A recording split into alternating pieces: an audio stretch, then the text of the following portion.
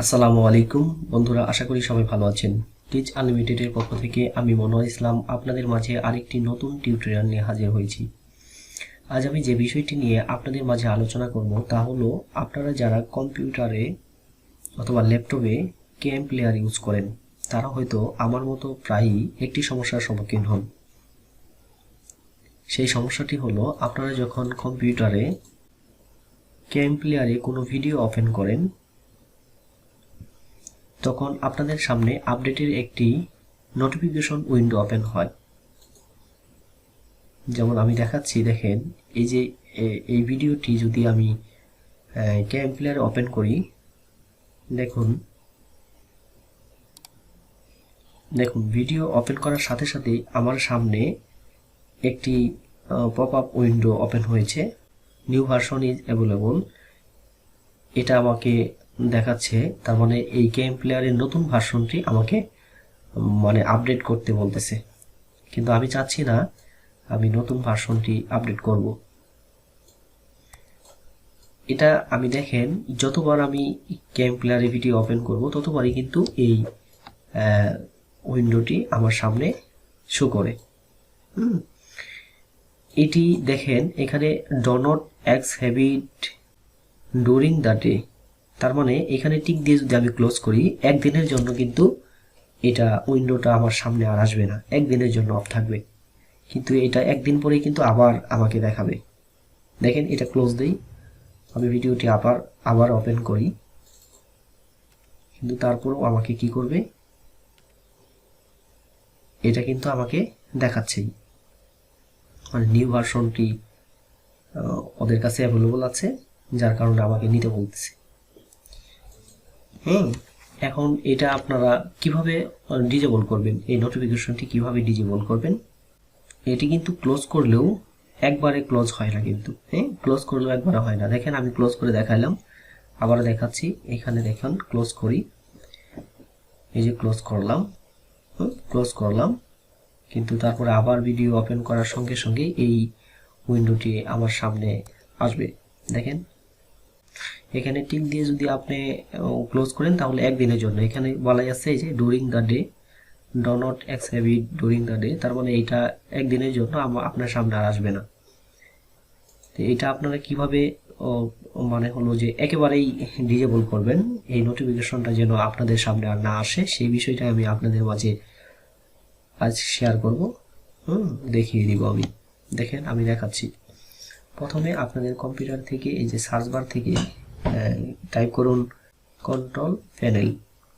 এই যে control panel, এটা ওপেন করার পর দেখেন এখানে আসছে যে সিস্টেম অ্যান্ড সিকিউরিটি, এখানে ক্লিক করুন। তারপরে উইন্ডোজ ডিফেন্ডার ফায়ারওয়াল, এখানে ক্লিক করুন। তারপরে এখান থেকে দেখেন অ্যাডভান্স সেটিং নামে একটা অপশন আছে, এখানে ক্লিক করুন। তারপর এখান থেকে এই যে আউটবাউন্ড রুলস, এখানে ক্লিক করার পর নিউ রুলস থেকে যাবেন হলো যে প্রোগ্রাম, এইটা সিলেক্ট রেখে আপনার নেক্সট অপশনটি ক্লিক করুন। তারপরে দিস প্রোগ্রাম পাথ, তার মানে কোন পার্টির নোটিফিকেশন আপনারা ডিজেবল করতে চাচ্ছেন। এখানে ব্রাউজার যান, ব্রাউজার থেকে সি ড্রাইভে যান, আপনাদের কম্পিউটারে সি ড্রাইভ থেকে যাবেন কেএম প্লেয়ার থেকে দেখেন এখানে KMPlayer.exe, এটা সিলেক্ট করে ওপেনে ক্লিক করুন। তারপর নেক্সট, আবার নেক্সট, এখানে যা আছে তাই থাকবে, এখানে আর কোনো কিছু করার দরকার নেই আপনাদের। নেক্সট থেকে এখানে যেমন আছে তেমনই থাক। তারপরে নেম দিবেন হলো KM Player, নেম দেন KM Player। এখানে ডিসক্রিপশন, এটা আপনাদের যা মন চায় তাই আপনারা দিতে পারেন। এখানে আমি যে কোনো একটা, যেমন টাইপ এনিথিং ইউ লাইক, এটা আমি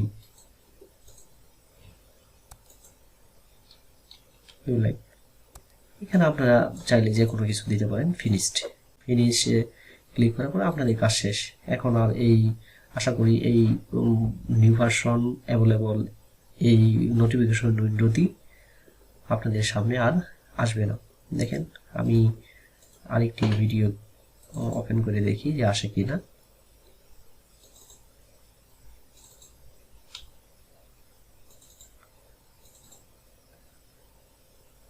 দেখেন আর কিন্তু আসছে না।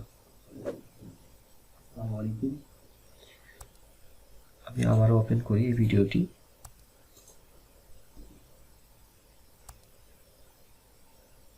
দেখতে পাচ্ছেন এই নোটিফিকেশনটি আমাদের সামনে আর আসতেছে না। তো এইভাবে চাইলে আপনারাও আপনাদের নোটিফিকেশনটি বন্ধ করে রাখতে পারেন, মানে KMPlayer আপডেটের যে নোটিফিকেশনটি এটা আপনারা ডিজেবল করে রাখতে পারেন। এই যে আমার মতো করে এইভাবে আপনারা চাইলেই করে রাখতে পারেন ডিজেবল। তো বন্ধুরা, ভিডিওটি কেমন লেগেছে তা অবশ্যই কমেন্ট করে জানাবেন। আর হ্যাঁ, অবশ্যই আমার চ্যানেলটি সাবস্ক্রাইব করে পাশে থাকা বেল আইকনে প্রেস করে রাখবেন পরবর্তী ভিডিও দেখার জন্য। ভিডিওটি এই পর্যন্তই, কথা হবে পরবর্তী অন্য কোনো ভিডিওতে। সেই পর্যন্ত সবাই ভালো থাকুন, সুস্থ থাকুন। আসসালামু আলাইকুম।